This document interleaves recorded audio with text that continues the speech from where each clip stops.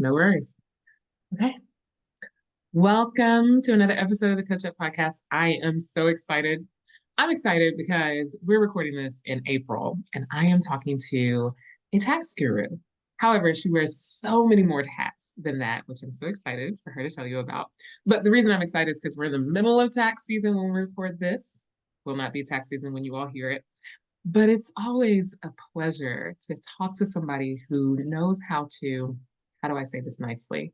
Make sure our money stays in our pockets and not the government's. But after that little tantalizing little bit of a lead I'm going to give you all, I'm going to have you introduce yourself. Kay, thank you for being on the show. Please introduce yourself, tell people who you are and what all you do. All that I do. Hello, everyone. My name actually is Keisha Robinson, but of course, my brain name is K Cole, so everyone calls me K.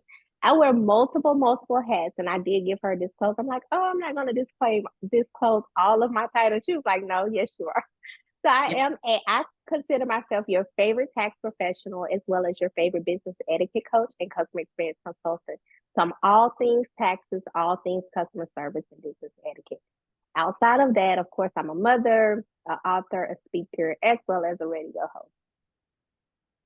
So much Yeah. in so little time. You're the reason, Kay, that none of us who don't have a third of what you just said on our plate can say we don't have time to do stuff. But we're going to get in to how you manage it all.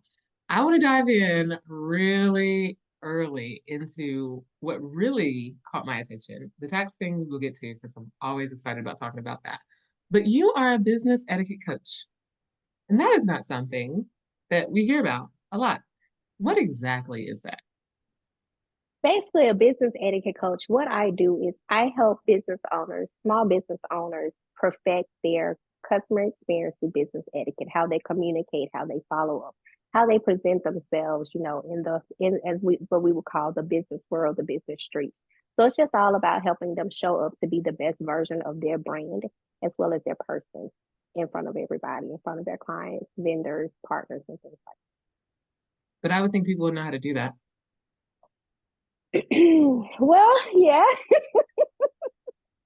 I would too, but if you think about it, for me, I've been in business a very long time, what I consider a long time. The business industry has changed. How we communicate has changed. We have more access to social media, more technology, and things like that. So you would think people know how to show up and represent, and even how to be flexible and switch hats and gears depending on which rooms they're in. But unfortunately, they don't. And we can thank social media for exposing and showing us, like, oh my gosh, I can't believe, and you see it all the time, like, oh my gosh, I can't believe they're responding like this. Like, who is their HR person? Who is not their HR? Who is their PR person and things like that. So you would think most people know how to handle themselves, but they don't.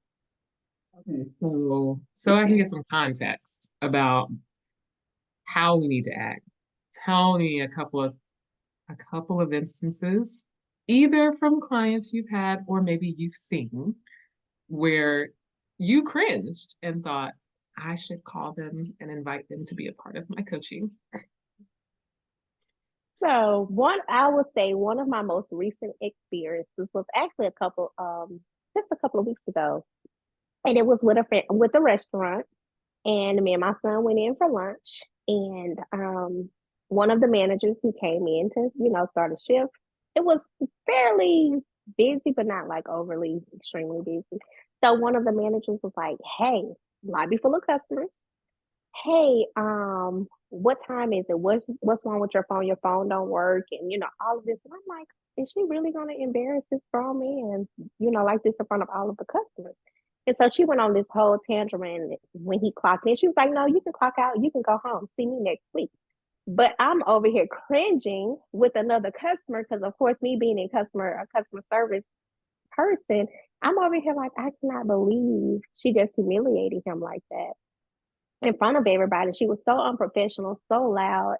And my son was like, "Are you going to say something? Are you going to say something?" I'm like, "No, I'm not going to say anything to her," because I have been known to, just, invite myself into conversation, just kind of see, how we can kind of smooth things over. And one Mhm. of the guys, and it was interesting because one of the other customers that was standing next to me, he was like a regional manager for one of the, bigger in one of the bigger companies. And he was just like, I would never, have someone on staff. And it's like when you're in those situations, you never know who you are serving. You never know who is paying attention. And if that's how you handle this particular situation, which was minor, it shows what type of leadership and character, what type of characteristics you have as a manager. And it was terrible. Oh my gosh, it was terrible. I wanted to say something, but I chose not to fight that battle on that day. I was going to say, apparently, because your son has obviously seen you do so if he asked you specifically if you were going Yeah, to say anything. yeah, he did. He asked it. But even when I do, I'm very professional when I do it. There has been instances where I've asked to speak with a manager or, or someone, or I ask, hey, what's your corporate number and things like that. But even in doing so, I reach out in a from a professional standpoint to give them a different perspective to say, hey, as this is what I do. You guys may want to focus on, your employee engagement, your training, your customer experience, because at the end of the day, regardless of what industry we're in, our customer service are the reasons we have businesses, the reason we have jobs. And if the customer doesn't feel valued or they don't see sometimes the employees feeling valued, they're going to go somewhere else. And then what happens? You have no longer client retention. Your clients no longer loyal to your brand. So of course, that affects your bottom line. That affects your profits as well your revenue for that particular business. So clients are everything. And I think people should start focusing more on the customer experience to help, increase their business growth. Was your etiquette focused on improving customer experience, or is it a different focus when you work with clients? It is focused on the customer experience, and it's also focused on how you show up, the follow up, the follow through. During how one holiday seasons is one of like the worst seasons, the worst times of follow up because a lot of businesses, especially small business, they don't have the manpower most of the time to handle. They don't have the systems and the automations in place. So during the holidays, the ball is dropped a lot. Even Amazon drops the ball doing. Really? Yes, you'll get the wrong package or your package is delayed and things like that. So it yeah. Okay, so give me two or three rules that are steadfast for you that you look for to correct, or that we as business owners should know when it comes to business etiquette, that we need to be solid in place all the time. If you have a customer facing business, your employees training, their communication, their emotional intelligence, their mental state is very, very important because how they respond in conflict resolution. So conflict resolution, of course, your communication, your follow up, and then how you represent. How are you face customer facing? How are you represent? Are you coming professional and polished to represent the brand? If not, if you're totally online, making sure you have system in place to where the ball, even if the ball is dropped, it's okay to take accountability and say, you know what, I'm sorry. We dropped the ball, and then taking it a step and going over and beyond to accommodate that customer. So I know I probably gave you a whole lot in there. But we need that, right? Because when I wouldn't have thought of those things as etiquette, but they are, Mhm. right? And so to put that label on it so people know this is the standard that you should have in your behavior. Because typically when I hear etiquette, I'm thinking a higher level of standard. When I just hear customer service, I think, oh, this could go left or it could go right. But automatic, there's not a high expectation. I don't know if that makes sense. But when I hear Yeah. etiquette, I think, oh, there's training, there's standards, there can be an expectation of how there should be Mhm. an interaction. Mhm. You think about it when you go, for me, when I go into certain stores, I expect a certain level of customer care. When I go in Walmart, it's Walmart. I had a bad experience with Walmart yesterday, but it's expected. When I go in, I don't have a high expectation because Mhm. it's Walmart.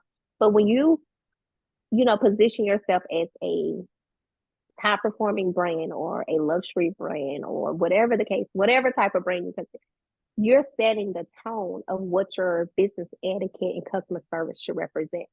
If I work in one of the designer stores, when customers come in, my representative should be able to speak in a way that resonates with that particular client, if that makes sense.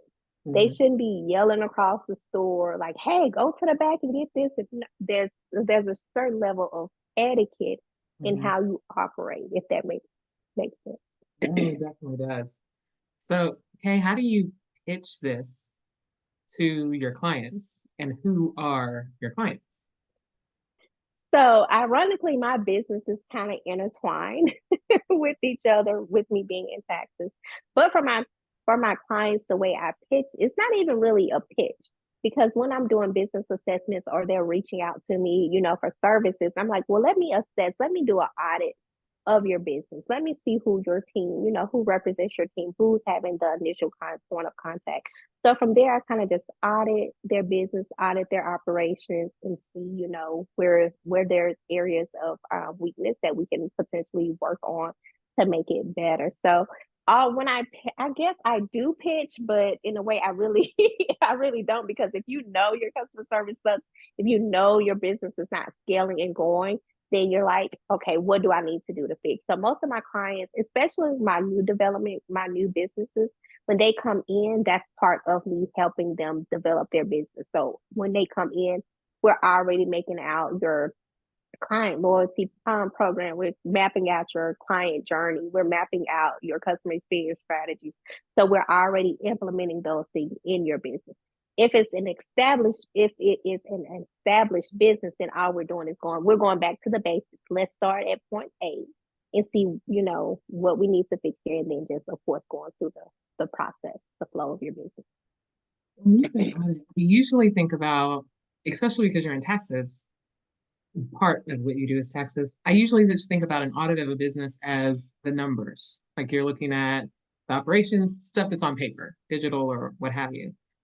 But obviously, you've got to be doing a different type of audit if you are assessing customer service, clientele, employees. So, what is that? How do you do that kind of audit? So basically, we of course we pull numbers, we pull reports, we look at their standard operation, their SOPs, their standard operating procedures, and things like that. So we look at that. We look at their workflows. We look at their automations. Like, what systems do you currently have in place? So I'm like coming in, although I'm looking at it, but I'm seeing what it looks like from a customer's perspective. Gotcha. So, you're physically at times interacting with their team, their employees. Yes. That type. Okay, and then you mentioned something that I'm so glad you mentioned it. This is why I love having coaches on the podcast. You said coach customer journey and you evaluate that. Mhm. Hey, can you explain what that is? And then I guess maybe give an example of what all is encompassed into a journey for a customer because I I don't when I would go to a store, I don't imagine that I'm on a journey, but I'm a customer, so I am. So You are. yeah. So, so with the customer journey, it's basically your buying experience from them. So from the initial point of contact, whenever you notice their brand or the product, you're like, oh, okay, you click on it. From there, it may take you to a link. They may send you, down a funnel to, some upsells, their touch points, their follow up. Like, once okay, I want to join this class. I'm going to join this class. They're going to send me out an email to follow up. Let's see if they're following up, leading up to, the class or the webinar or whatever the case may be. And then from there, even when you make a purchase, they send you a thank you email. Do they follow up? Do they send a customer service survey? So it can vary depending on the type of business it is. Like for me, when clients reach out to me, of course they fill out a questionnaire. Once I review the questionnaire, of course they get an email saying, thank you for your interest. We schedule a consultation call. From that consultation call, I send them out a survey asking them for their feedback. What did they enjoy most? What did they dislike about the call? What are some ideas or suggestions that they may have? And then from there, the consultation, if they decide they want to move forward with working with me, I send them out a proposal. They do their contracts. Then I do an onboarding call. We do business. So it's like a journey. We start here from the initial point of contact, and then we work our way through until the end goal. So seeing what that looks like for your business per se. So even with your podcast, you actually have a journey with your podcast from how you initially reach out. Mm-hmm. You follow up, you set the appointment, you have your initial interview. From there, you do the podcast. And then from there, you do, your survey, your feedback, and so forth. So everything has a journey. Until you just laid that out, I would not have, even as you just explained the first journey, before you explained mine, and now that I'm thinking, oh, I still wouldn't have connected it. So thank you, because now I can now put that on paper and say, what is the journey and are there gaps that I need to fill? I'm just going to tell you, I love giving a shout out to my best friend because she listens. And so it's always nice for her to hear me shout her out. She is a systems person and was literally just having this conversation with me yesterday. She was like, you just need to write out everything you do and see if there's something that you repeat because then it can be automated. This is her wheelhouse. So for you to say the exact same thing and then quiet, thank you. You're welcome. This is why I love what I do. I get coached and I'm not even paying for it. Okay. I'm blessed with brilliant people.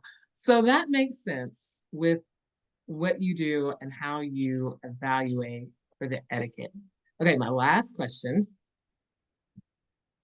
You gave us one example. Can you give me an example of a client that you had where initially you took them on to coach them in the business etiquette, and then it was horrible. Maybe not horrible. Horrible might be a harsh word. It was interesting. And now on the other side, they are experiencing more retention, better customer service, better sales because of your coaching. I have a few. Now let me see which one can I tell and not get in too much And trouble. not get it.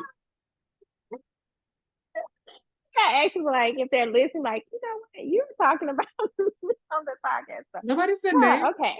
No names, but guilty if the shoe fits kind of weird situation. Okay. So okay, I have one.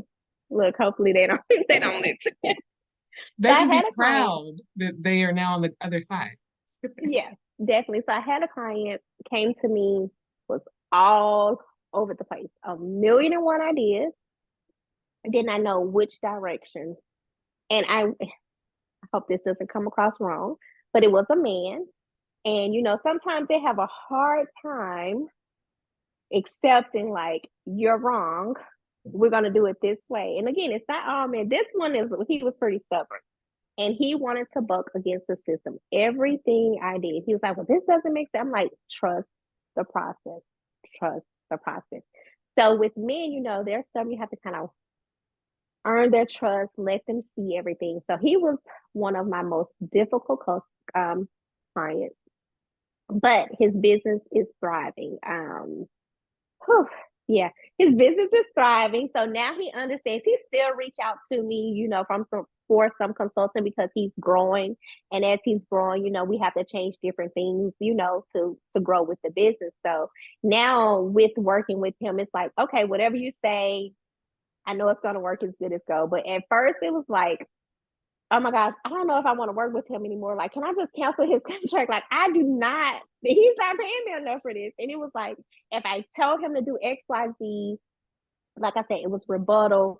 And like through the first stage, it was like we're bumping heads. Like, listen, you came to me. I did not come seeking you for help. So I can do it. That's why you came to me. So like when we got to like stage two-ish, the middle of stage two, it kind of leveled out. But he was a pain in the butt. Now he has actually really done very, very, very well. So I think I'm traumatized because I'm over here having flashbacks like, oh my gosh, like I remember these phone calls and these emails. And I'm like, just send me what I'm asking for. Like, Right. let it go. But for him, there was a trust issue because he had previously been coached and he had been misled. So it was like relinquish the control. I'm gonna hold your hand through the process. You're gonna see what I'm doing. I'm not one of the coaches that just say do, do, do, do, do. No, I'm going to tell you what we're doing. I'm gonna tell you how we're doing, and then I'm gonna show you and walk you through it. So I'm very big in all of everything I do. I'm very big on the educational part. I want you to understand the why behind it. So as you're growing and you're growing your team, you can explain it to them and it makes sense. Mhm. No, that makes sense. Again, you can celebrate that all your hard work and headache Yes, paid off. yes, absolutely. Just like I did. Okay, so since that's part of you interweave it with your tax business, did the business etiquette come first, or did the tax business come first? Oh, oh my gosh, that is such a hard one. It just depends on how the client comes in. Most of the time, with my tax clients, because my goal, I of course with taxes you can work with anybody, but Mhm. I specialize and I focus with small business owners because for me as a small business owner, I remember how frustrating it was just trying to understand my own taxes. Going from a W-2 to completely, filing a Schedule C to doing, S corp and things like that. And it's a lot. And you don't think about your bookkeeping, your record keeping, and things like that. So it just depends. But as for the tax clients, when they come in, and I'm looking to find ways for them to lower their tax liability, we're looking for missing deductions and money, opportunities they left on the table. In doing so, because I'm looking at their bookkeeping, I'm looking at their records. I'm like, well, hey, you're paying. I have a client right now. Her subscriptions are through the roof. I'm like, you know what? We need to sit down and have a separate conversation because you're spending out way more than you should. And there's a way to consolidate to put more money back into your business. So that's why I say they intertwine because even from a tax perspective, as I'm going through doing their taxes and looking at different things, I can see other ways to help them operationalize to make more money in their business. Vice versa, if I am, on the consulting side with them and I'm going through their operations, looking at their reports and things like that, I can say, well, hey, make sure when you're going to deliver this or you're ordering this, make sure you're, keeping your receipts, make sure you include your shipping and handling, make sure you're including these things because that's going to help you on the tax side when it comes time to file your taxes. So that's why I say they intertwine and you kind of, for me, I get the best of both worlds because I can help them on both sides. But for them, it's beneficial because not only do you get a experienced a tax professional, but you get a business consultant that can help you as well on the operational side. You are the best of both worlds. So when you Mm-hmm. started, did you start with your tax business first? So when I started my first business, it was actually the name of it was Nicole's Dream Builders or something. I forgot what I called it, but I actually started out helping people start their business. That's how Did I you, initially started out. how did you know how to start a business to help other people start a business? Well, for one, my father, of course, he was an entrepreneur, so I learned a lot from him. But of course, I also, went to college, minored in business administration. So for me, it was like it just came natural because I was always around entrepreneurs. I always, learned. I, of course, went to school for it, so I had the educational background, but it was just my thing. And then I got into doing taxes. I always did my own taxes for the most part. Once I understood, and then that led to me, doing family and friends, and I ended up training. So it was like they kind of started at the same time per se, but I didn't really focus in on them at that time because I was still working. I did not become a full time entrepreneur until 2018. How long were you working full time and doing your own business? Um, ooh, a very long time. I've been working since 16, and I was probably in my 20s when I started doing, probably my late 20s or mid 20s when I started doing the side hustle, I guess, Right. of helping others. So it's I'm almost telling my age. Th- we're not gonna ask. We're not gonna ask. Yes, it's been a long time. But like I said, my dad was an entrepreneur. Both my grandfathers were entrepreneurs, so I kind of just naturally had the entrepreneur spirit because Hmm. I was exposed to it all of my life. Yeah. That is bold and confident to start helping people, to open up a business, to start helping people start their business, and you have not done one before. Like, I Hmm. love that confidence because it says, I went to school, I got an education for a reason. I'm highly intelligent, I can apply what I've learned, and you had the experience of being around it growing up.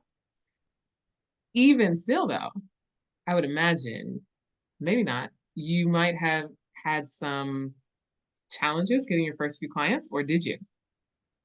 So once I relocated to Georgia, Hmm.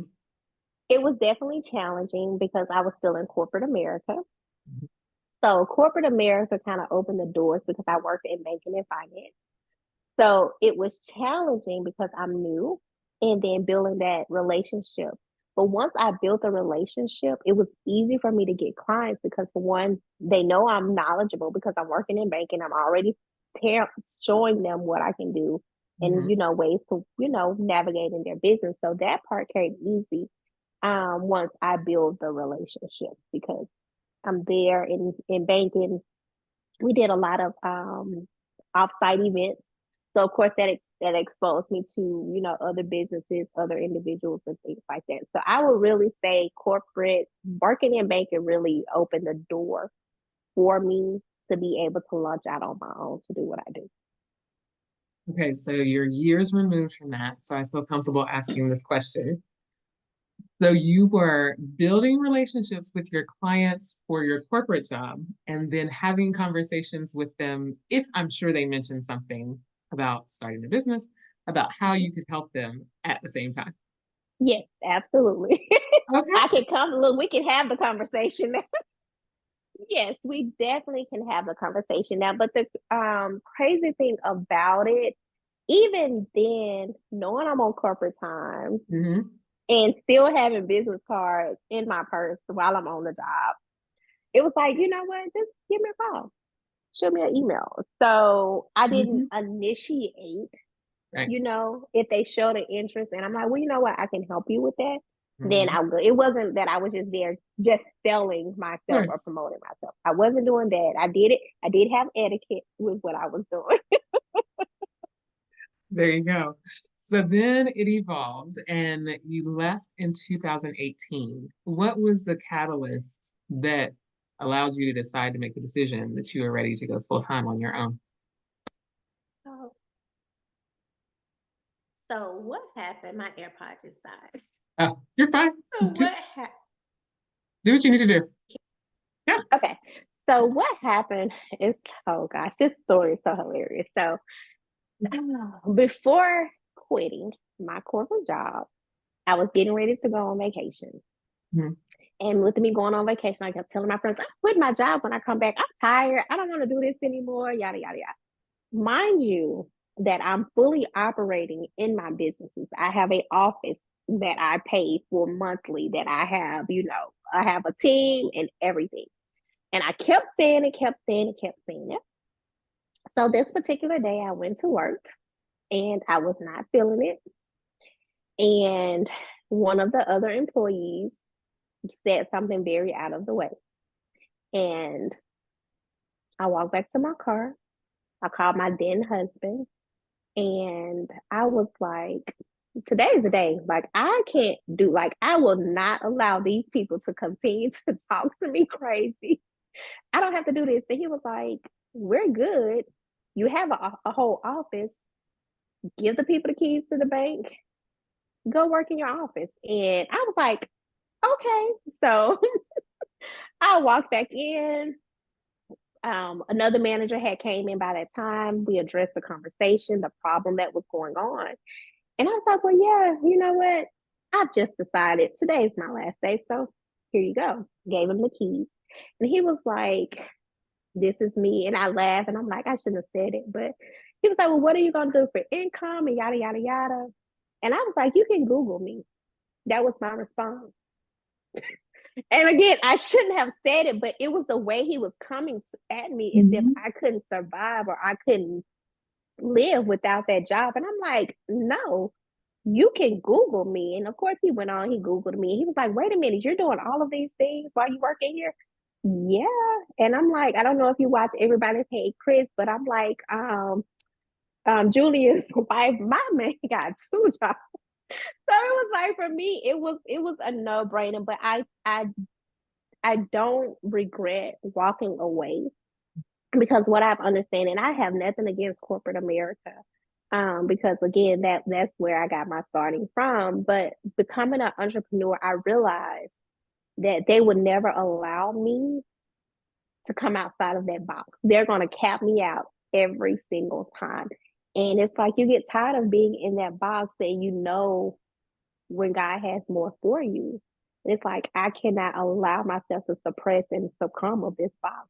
Mm. I have things to do. So it was like my breaking out day. I'm sorry. I hope I answered your question. You absolutely did. That was an amazing story. And it's so cool that you had the ability to walk away, not just because you had the support of your husband, but you had already spent and invested time, effort, sweat, money into your dream so that it was already in process. I'm assuming it was already profitable, that you were able to walk away and you weren't beholden to someone else. That's a powerful place to be in. And so kudos to you. So yes, you absolutely answer the question. But now that brings up another question. Okay. So at this point, had you hit six figures yet? Surprisingly, right after I left, within the first maybe I'm gonna say 6 to 12 months, I made my first six figures. And I'm not gonna say it was easy. Looking back at it now, I'm like, oh, that was a piece of cake. But it was sweat, blood, and tears. There was a lot of no's in it, but I did not stop. I was consistent. I'm like, nope, this is gonna work, this is gonna work. And of course, as you go into when people think taxes, yes, taxes is very lucrative. However, I did not make my full six figures just off my first six figures just off of taxes. It was a combination of taxes and consulting. So do I the six figures can you do? I'm trying to say because I hate telling people like I'm like, don't come looking for me. But but both businesses alone can make six figures. And I say easily, but it's not as easy as people think because it takes a lot. You have to put a lot. And what people fail to realize when people think about making six figures, well, you're making six figures, but the question is how much are you putting back into the investment to make that six figures? Depending on your industry and different things like that, it varies on how soon or how quickly you can make six figures. At the time, I was consulting, and I just remembered I was doing my cosmetic brand. Cosmetics is a gold mine. So I see your face. You're like, what? Right? Yeah, No? I had a cosmetic line at the time. Well, I still have it. I'm just not actively doing it because I'm rebranding it. But it was a combination of things for me. So. So I want to dig into two things you said. We'll start with the expenses, and then I want to go back to it was hard because that's what we talked about on this podcast. How did you Mhm. build to the first six figures? So I definitely want to dig into that. But talk about the expenses. So from your experience, as you were saying, you can make six figures, but how much are you spending to make that? What were the expenses that you had that made that journey maybe a little slower than what you would like? So, of course, we make good investments, we make bad investments. And a lot of my expenses, I poured into coaches that were fluff. I poured into poor quality programs that were fluff. And I'm not going to call any names. I know you're not going to ask, I would not ask. but there were a lot of bad investments that I did make in the beginning. But from those investments, there were a lot of lessons learned of what not to do, what questions to ask, what to do with moving forward. So yes, I made six figures, but ask me how much, not literally ask, but Mm, there was a lot that came with it because I'm pouring out, trying to better myself in my business as I'm going. So again, everything that shines and glitters it's not really, sometimes people can just have good marketing and can market it and make it, everything you think you need and then you get it, it's not. So when it comes to expenses, I spend a lot in um coaching programs. Also like for my cosmetic line, I spend a lot of money in testing products. mm, mhm. That gets expensive. So depending on what industry you in, you live and learn.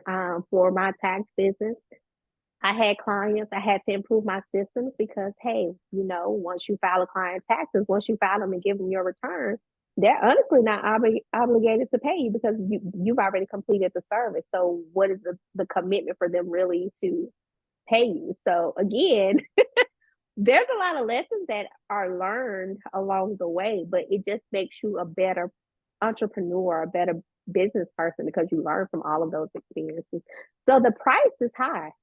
Mm, It's definitely high. that's good for people to hear. Hey, um, people not obligated to pay you for their taxes because the service is done. Obviously, you wouldn't say that if you didn't experience that. So I'm not going to ask about those horror stories. I just want to know what did you then learn to put in place to rectify that problem? So for those problems, which I don't have anymore, I had to go back and revisit the same thing I teach my clients or coach my clients on. Go back and look at my processes, look at my contract, look at what my policies and my agreements say. Do I have the systems in place to where, hey, if they decide they do not want to pay or whatever the case may be, does it align with what I can already do? Not saying I'm doing anything illegal, but if you've already, I can give you an instance. I had a client wanted me to prepare their taxes. I prepared their taxes. And then they were like, oh, well, thank you for giving me a quote.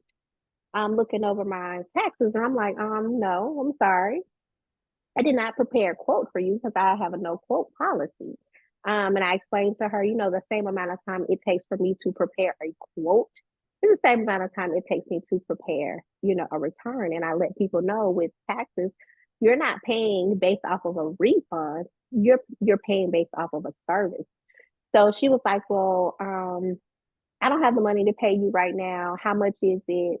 And we went through that. And she was like, well, can I pay you when after I pay my rent? And I said, unfortunately, no, ma'am, you cannot. And I went back to her and I said, if you look, at your quote policy, it tells you that, hey, I have a no quote policy. This is the cost if you decide that you do not want to move forward. So needless to say, she was a little upset, but because I had systems in place, I did give her a couple of days to see if she would make good on her payment. And once she didn't, I just had, I had my fees, of course, deducted from her account. So she was upset, but again, I have those things in place. And not only that, and this is for other preparers, if you do have those clients, you can easily take them to small claims court. It takes costs probably about $50, depending on where you are and things like that. You can take them to small claims court. So I didn't know it was that inexpensive. yeah. That's good to know. Okay, but I just want to clarify because this is good. I, one thing that I don't talk about or encounter or think to bring up with clients, coaches enough is in case of non-payment, what is your system? Because for coaching, there's some coaches who may get paid up front, but then there's some who may choose to get paid on the back end. And in this case, with taxes, as you said, typically people pay on the back end. So there is that risk. So at the time, your policy was you didn't give a quote, and that was part of the quote policy that you presented to the person before you did any work on their taxes. Mm-hmm. You then, if I understood you correctly, if they choose not, once you basically do the taxes, if they choose not to pay you for the taxes done, there's a fee for your time. Mm-hmm. Is it lower than what the cost of doing the taxes would have been, or is it the same amount? It's a little lower. Okay, I gotcha. And then if they do not want to make good on that, you've already secured a form of payment or bank information that you can, because they've signed off on this, you can Mm-hmm. pull that money regardless to get Mm-hmm. paid. I love it. Makes Look, sense. trial and error, trial and error. Right. No. Is that still your process today, or do you have a different one? Absolutely. Yeah. Absolutely. It's still my policy today. So with the taxes, because I've learned a lot along the way, I have things in place not just for where I'm at now, but for as I continue to grow in the future. So a lot of things with the tax business, my back office, I would say it's pretty much on autopilot. Everything is, pretty automated besides the actual preparation of the tax return. But as far as like you make the initial contact, I send you out, your welcome kit, you complete everything, and we kind of just go through there. So there's touch points in between, but I have a pretty seamless client journey flow for the taxes. What do you use for your automation on that? So I have two systems that I use, and I'll say it loud and proud, I will never depart from one of them because it was my first CRM. So there we have this connection. So one of the systems I use is HoneyBook. I'm actually a HoneyBook educator. And HoneyBook is like my go-to. I love the automations, the workflows with it. It's an amazing CRM, especially for small businesses or new business owners. It's a great tool to have because you can do your invoices, and I'm not selling it. I'm just telling you, telling you some of the capabilities. But the emails, I love for everything that I do in my business to have a clean, professional look.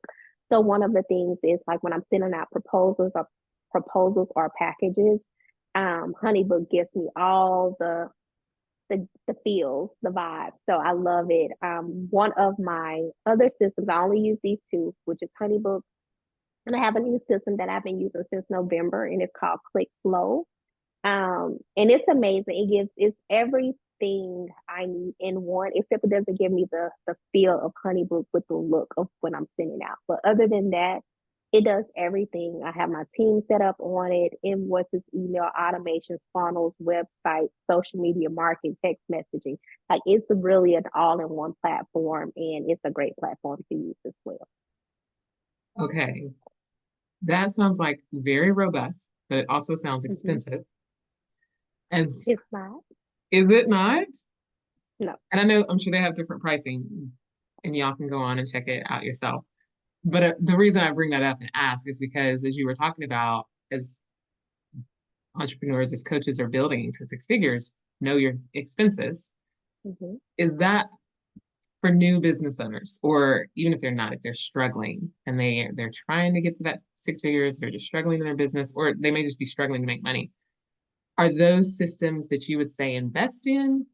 And I know everything's situational, but to help someone get on track faster, what are the things that you would say are must that you do have to say, okay, I'm going to spend this money on? And then what are those things that you've learned to say, you can hold off?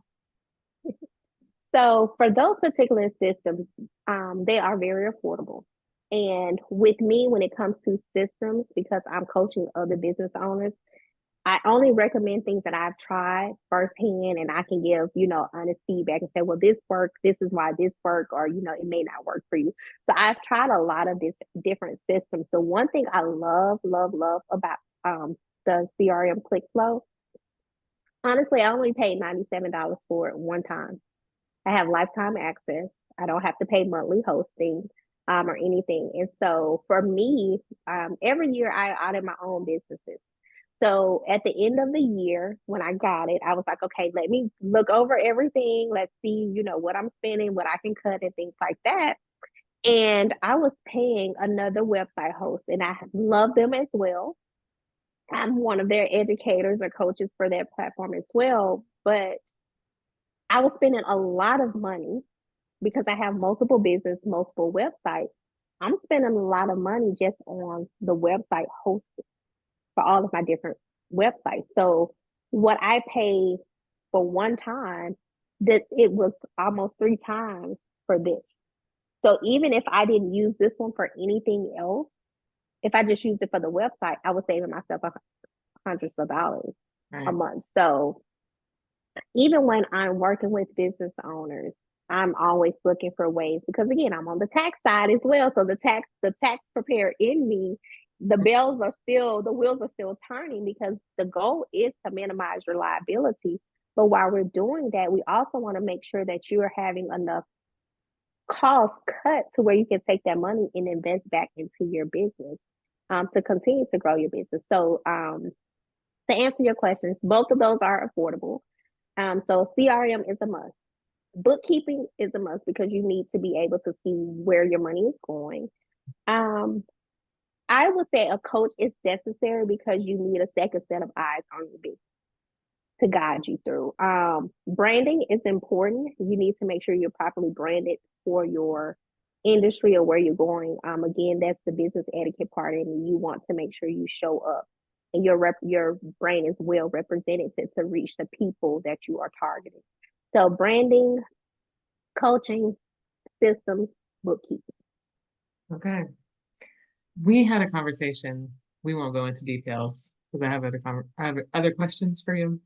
But as Kay said, do your homework when you're looking at your Mm-hmm. coaches and not Absolutely. fluff and not programs that have fluff. Because Kay, you had an experience where you spent five figures on a Mm-hmm. coach that did not provide you the value of that five figures. Mm-hmm. It's a learning opportunity. We're gonna just put a pin there. I'm sure y'all can hear about it on Kay's show or somewhere with her. Y'all have to follow her to find out. Okay. So I want to go to the other part of my question that I wanted to ask. You said building to the six figures was a struggle. It was work. Give us the real. What was hard? What were you doing? Where were you getting no's from? So I feel like a kid now. I like just want to waddle all on my floor to pull my hair. I'm like, oh my gosh, I have no idea. Like, oh my gosh, it's definitely a journey. There were a lot of no's. The one thing I always go back to is if God gave you the vision, stick to what God gave you, because listening to too many voices will have you all over the place. God gave you the vision. He's going to give you the ideas. If he gave you the vision, of course, he has the provision for it. So, again, spending money in unnecessary places will have you all over the place. And you're just watching your money dwindle because you're investing in so many different things that you think are there to help and they're not. So, making six figures, yes, it was hard initially. And the biggest thing is it's really a learning experience because you're learning what works for you, what works for your business, what doesn't. Um, I was going to give you a quote, but I can't remember it off the top of my head, and it's one my husband tells me all the time. But making six figures is hard because, for one, I had an incident with a young lady. She knew, but she didn't know what I was doing, and she saw that as, oh, this is my opportunity. I'm gonna work with her and I'm gonna just, tell her I can do all of these amazing services. And then you get this invoice. It's like, but this is not what we talked about. Mhm. So sometimes with making those figures, it comes with a lot because people see you as a opportunity for them. People see that you have the money, so they're like, oh, well, you can just, I'll sell you this and it's gonna work, it's gonna do amazing, or you can come work with me. And it doesn't. When it comes to the no, you can have a great product, you can have a great service, but sometimes getting into the room that you need to be in, there are no's, because sometimes people see you as secret competition and you don't, all you're trying to do is market your product or sell your product. You don't consider yourself a threat because you come in with pure intentions.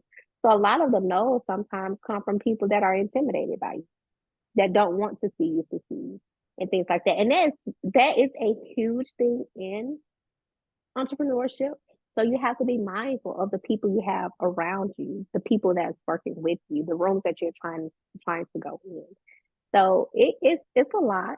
Um, but once you get it together, it's kind of smooth sailing, because it's like my first 6 figures was like trial and error, Right. working through. And then once you're like, okay, this works. So no, no, no, yes, yes, yes. And then it's kind of like there still come struggles. I was telling a couple of years ago, I had a situation come up. And at this time, my prayers always, God, make me a blessing to bless others. And of course, God does. He has repeatedly answered that prayer. But it was like there were so many people asking for help and assistance and things like that. And I'm like, that's fine. I don't mind. I was like, but we all say money answers all things, which it does.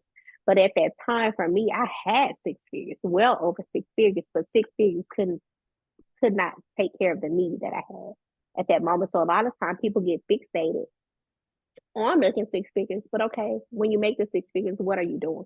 Are you just doing it to live a lavish lifestyle? Are you doing it to sow seeds? Are you building generational wealth? Like, what are you doing? Some people do it just to say I made 6 figures. So, and for me personally, I don't even talk about the money I've made or the money I spent. I'm very private in that area because I like for my work to speak for itself. And at the end of the day, it's not, I take it personally because I don't lead with what I've made. That's never how I lead a conversation. You'll never see me saying, "Oh, I made 6 figures, seven." You never see that, because that's neither here or there for me. God is great. He's faithful, and I've seen the good, the bad, and the ugly when it Yeah. comes. Yeah. What comes with it. He is definitely faithful. I love what you said. If he gave you the vision, he will give you the provision. As long as we are obedient to what he is telling us Yeah, to do, not our absolutely. own interpretation of what that is. Absolutely. That is a good one. You said the rooms that you can't get into or that you got no's trying to get into.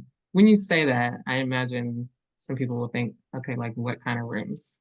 So what kind of rooms? When you say that, I think it's a term that we hear, but I'm always Mm-hmm. curious. Like, was it a meeting? Were they Mm-hmm. networking events? Like what Mm-hmm. were those rooms? So some of the rooms were meetings, some of them were networking opportunities. I remember I had a meeting at the state capitol with a group of women. And once we did the roundtable and introduced ourselves, it was like, some people, once you open your mouth, and sometimes your light just shine. You have no control over that. And it was like, okay, when we got ready to go to the next phase, it was like, well, no, we don't need you anymore. Or we don't want you anymore. But you're good enough to sit at the table Mm, for them to brainstorm and pick your brain. It's like, but once they get what they want or they need from you, it's like, oh no, we no longer need you, or we no longer want you to have access. So I've heard definitely a lot of no um, in meetings and even in networking events. I remember speaking on a panel, and it was unorganized, and the host, she let everybody else speak. So when it came time for me to speak, she was like, "Oh, well, we've used up all of the time, so you only have a few minutes." And I was like, "Huh, okay, interesting." So again, it's it's very interesting. So when I say I'm selective, I'm very selective now, trial and error, and I understand everybody does not deserve access to me, and I understand that my light naturally intimidates others. That has nothing to do with me. That's between you and God, because He created me. But I've learned how to be very, I have learned how to be very particular, and I seek Him first before I accept the invitation to speak or to go in the room. It's like, okay, God, what are we doing? Should I or should I not? So getting that understanding now, I'm the one I'm saying no a lot now, but it's not because I'm being a mean girl. But if it's not in alignment with my purpose and what I'm doing, that's not the door for me. So I just respectfully decline. Yeah. And I think a lot of people will sometimes think, maybe from a scarcity mindset, which Mm-hmm, doesn't align with God at all, mm-hmm, that if I don't say yes to everything, if I miss this opportunity, then I'm going to miss that. There's money that could be made, clients that I can meet, connections and so they will say yes to everything because they're mm-hmm, scared that that will take away their potential provision. Whereas you walk in a different level of faith. mm-hmm. What is for me, as long as I'm obedient, God will make sure Yes, it's not only good, it's abundantly above what we could even yes, imagine or think. absolutely. Yeah, so I think that's powerful. Okay, I know I'm running out of time. So I need to ask about, okay, I want to ask about your show. But before I get to that, um, I'm just amazed at the fact that you had a whole building and a team that you were managing before you left your corporate job. How did all that come about? And how many did you have working on your team before you left? And how did you get the building? Why did you get the building? So the building, oh my gosh, the building, honestly, God's timing and God's alignment, I can honestly say it was all God, like really.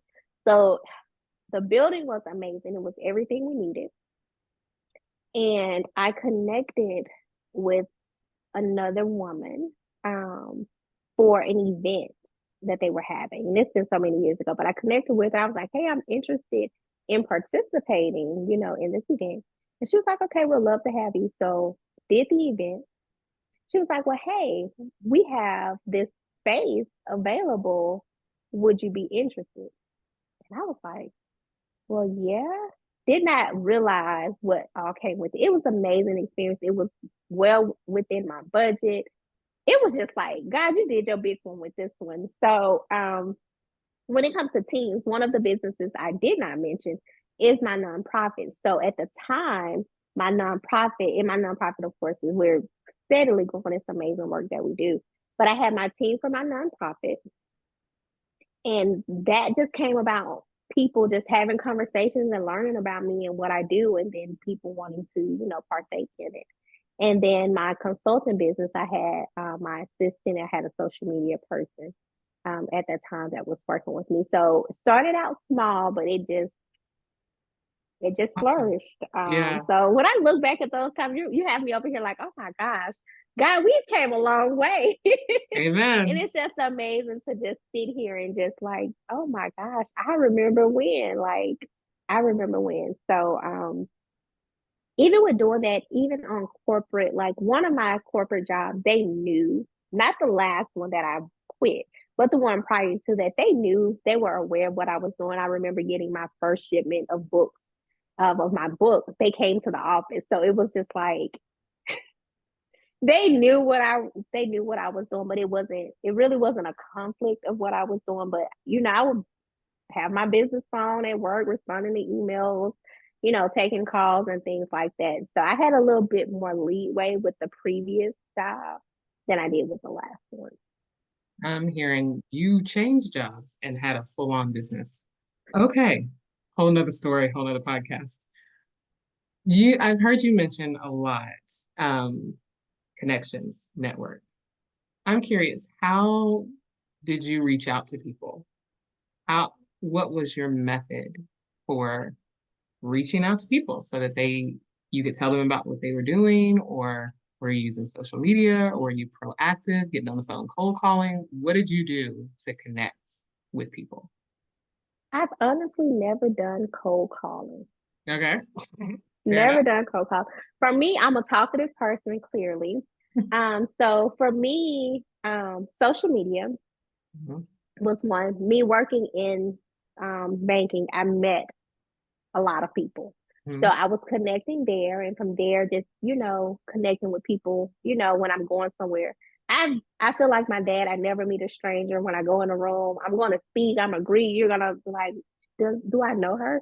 Because I'm like, hey, and that's just me. That's just my personality. So I connect well with others. So I kind of say I don't meet a stranger. And it's funny because even when I go to one of the local businesses that I do business with, now when I go in there, the owner, she's like, "Oh, wait, don't leave yet. I want to introduce you to such and such. I want them to know, all of the amazing things that you do." And again, for me, it's always been relationship building, showing up as your authentic self, not being afraid to, give a little. You don't have to give a whole 60-minute elevator speech, but just being you, just showing up, being authentic, being genuine. And I think a lot of times, when it comes to entrepreneurs, sometimes we can be overzealous instead of just being, just let it flow. And for me, connecting is it's been easy. Initially I was shy. I had a hard time, with confidence and things like that. But over the years, it just kind of like I don't meet a stranger. Wherever I go, I'm gonna speak. I'm a whole conversation, and that conversation. Well, where are you from? As you can probably tell, my accent. I'm very southern, and so a lot of times when I just speak, people are like, "Well, where are you from?" When I started out, I love shoes. I love getting my nails done, and those sometimes were my speaking point. My attention grabber. Somebody be like, "Oh, I love your shoes," and I love your nails and things like that. So sometimes those are my conversation starters with people when I'm out. I love it. Did you and do you intentionally go to live networking events? Not as much as I used to. I don't now. I will, but it's Mhm. like the way life is kind of set up for me now. I'm intentional about the networking events because it has to be in alignment. So if it's a industry or I'll say industry like the music industry or something like that, does that really fit my brand? Not saying like I love music, I love live concerts, but am I just going to go into a networking event with a bunch of entertainers, which everybody needs their taxes done, but at the same time, you know, does it really make sense for me? Now, will I go into a networking event with Amazon, like C levels and Google, people like that? Absolutely. Those are the rooms that I can see me growing and thriving in because for one, everybody needs soft skills. Everybody needs to, business etiquette and things like that. So now when it comes to me networking, I'm just more intentional about what rooms I go in. Makes sense. Tell us about your nonprofit. So my nonprofit, the name of my nonprofit is Crown for Purpose Organization. I started it in 2018. I myself, I'm a sexual assault survivor. And so when I initially started the organization, I wanted to create something that I wished I had as I was recovering and going through my trauma. And so it started out there. We serve at risk youth, both male and female. We provide mentorship. We teach entrepreneurial, more so trade skills, but we do teach entrepreneurship. We have an initiative that's called My Secret Place, where we provide professional mental health services for the youth that are dealing, with depression, anxiety, of course, their childhood traumas, and even suicide prevention. That all of my businesses are my babies, but that one holds a very, very special place in my heart because we've worked with so many youth throughout the years. And it's been life changing, just the mentorship piece for them. And I always advise parents, have those tough conversations with your kids because a lot of times most parents don't know that their child has been sexually abused or assaulted. So it's we do great work, but it's not the feel good work that everybody likes or hear a lot of. You're doing deep work that has Yes, transformational yes, effects on life, but that's rewarding for you guys. But so much even more so for those that you are helping. yes, This is absolutely. amazing. You have, when you just mentioned the mental health part, I have a friend who her business is called Mental Health Influencer, and she does t-shirts. So she says a recovering addict. I think that's the correct terminology. Um, I always pause and I'm like, you recovered. but I know in that circle, right? Like there's Yeah. that terminology. So she does t-shirts, hey, that talk about that address the stigma that come along with mental health, addiction, that type of thing. Like we were having a conversation and she was talking about when you go out to drink, excuse me, when you go out with friends and friends are drinking, but you are sober and they may not know it. Like you may be with people who don't know and they're like, you want something to drink? And you're like, no. And they're like, come on, just Mm-hmm. what? And she's like, if you were at, like not dealing with food and you said, no, you don't want something, people are like, okay. If somebody offered you gum and you're like, no, I'm good, they would be like, okay. But if you go out with people and they're drinking and they're like, come on, you just have a drink. And she has a shirt that says, I don't drink, full stop. Like, period. That's it, right? We just take away, I love it. And then she also has one that says, I love it so much and it's not coming to mind. When it comes to mind, I'm going to tell you. But oh, the meds made me crazy. No, let me not misquote it. But she has t-shirts that are amazing because they truly address the stigma that so often goes along with mental health Mm-hmm. to start a conversation to say, oh, okay, maybe there's a different perspective here. Because Mm-hmm. those who are not in it, not working in it, or not a part of it and experiencing it often have impressions that are not correct because we need the Right. education. Yeah. So Mm-hmm. it just the work you're doing made me think about that. Okay, and then tell us about your book. So the title of my book is Where Silent Secrets Lie. It is a three-series book. I have not published the second book, but it is coming very, very soon. And it basically it's like an introduction. So of course it's my personal story, but I tell it from a child's perspective, which gives it a different twist. But it's honestly based off of reviews and people that have read it. It's an easy read, meaning it's not a long read, but it's something in it for everybody. Men, fathers, mothers, as well as youth.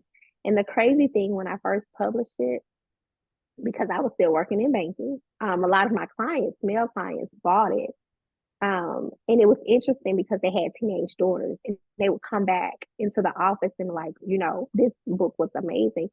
But it tells a very vivid picture. And again, it's in the voice of a child. It's totally a child's perspective inside of what's going on. Because one of the things, especially for me growing up, I was always told to stay in a child's place. Well, what does that actually look like? Because we've heard it for years. Grown folks conversations and things like that. So as a child, if you have something that you want to say, but you can't say it and your voice is silent, that's very painful. Because it's like you have something that's eating you up on the inside and you want to tell and you can't. So from what I hear, based off, people that have read it, just grab your tissues if you decide to get it. It's on Amazon. I think I have it available on my website as well. Just get your tissue. It's definitely an emotional roller coaster ride. So you're gonna laugh, you're gonna cry, you're probably gonna be very angry, but it's a good read, and I don't say that just because it's my story. Yeah, kudos to you for putting that on paper. I'm sure that was very cathartic. And the second part is coming. Have you written the third part? No, I haven't. I haven't written the third part. Not yet. And the crazy thing is, I've been intending to, do the complete the series, but I honestly I haven't because I've been focused on so many other things. And honestly, when I wrote the first one, I didn't sit down and say, "Oh, I'm gonna write a book today." That was not my intention. I actually wrote it while I was grieving the loss of my daughter. I had a daughter passed away, and that was in 2012. So while on my 6 week rest, I just began to journal, and little did I know what I was journaling was an actual book. And I waited several years after to publish it. So Sorry to hear about the loss of your daughter. There are so many layers to you. Oh my goodness. Yes, definitely a lot of layers. It's a beautiful thing, though. Beautiful thing. Okay, I only have 5 minutes left, 4 minutes technically, so I can honor your time. We must move. I'm glad we didn't even talk about the show yet. Okay, tell us really quickly about the show. Really quickly. All right, so the name of my radio show is Blended Conversations. We talk faith, business, and because I am in a blend, because I have created my own blended family. So, of course, we talk about the positive sides of blended families. But again, the name of it is Blended Conversations. So, there's a blend of different conversations and topics that we have on the radio show. And people can find it where? YouTube, the radio station is ID 104. It's the online internet radio. But if you go to my website, you'll be able to find the link on my website to go directly to the radio show. So cool that you're on an online radio show. Did they come to you or you went to them? I actually was trying to give somebody else the opportunity for the radio show, and I ended up being the one with the radio show. When we give, God gives so much more back to us. Love it. Absolutely. Okay, I have 3 minutes for us to wrap up, Kay. Are you ready for your, before you go, quick fire round of questions? I believe so. I think I'm ready. Okay, here we go. First one, what is the tool or app you would not do business without right now? My CRM. Is that ClickFlow? Yes. I'm so gonna see if they have a $97 lifetime again. Okay, thank you. I'll Okay. send you my link after we finish. What tool do you use to collect payments from your clients? My CRM, HoneyBook, and ClickFlow. Love it. Okay, one book or podcast in addition to your show and book that you told us about that you would recommend as an absolute must to consume. So, one of my favorite, oh gosh, my favorite, so favorite books, I have a lot. I think the title of is what is it? It's When Friends Influence. I can't remember. I'm saying it wrong, but I would say Forward. I was going to say How it's to on my win how to win friends and influence people. Yeah, that one. Dale Carnegie, How to Win Friends and Influence Yes, People. yes. That's one of my favorites. Okay. One of my favorite radio shows. Well, I don't even know if it's a radio. I don't know what to call it, but it's Devo Energy with Pastor Mike Jr. Monday through Friday. That is like my go-to get my week started. And now I have a new podcast called Coach Up, so I'll be tuning into that one. Oh my gosh, I'm just leaving it there because I'm in my head. I'm like, oh my gosh, I listen to so many, so many different things, but I'm gonna stick to those. Okay, awesome, and thank you for the plug. I appreciate you. Okay, last question. Hey, what legacy do you want to leave on the earth? The legacy I want to leave. Oh my gosh, that is such a loaded question. That's a loaded question for me because again, there's so many layers when I think about it. But my legacy, I want my legacy to be known. If I could be known or leave a legacy for anything, it's gonna be follow your dreams, follow your heart, follow God's purpose and plan for your life. So if anything, I want to be that girl from Mississippi that, took those notes and she went with it. And of course, leaving wealth for my children to grow on. Tell us how we can find you, reach out, connect with you. The easiest way to connect with me is on Facebook and Instagram, and my handles are IamKCode for everything, and my website, IamKCode.com. Vienna, thank you. This has been amazing.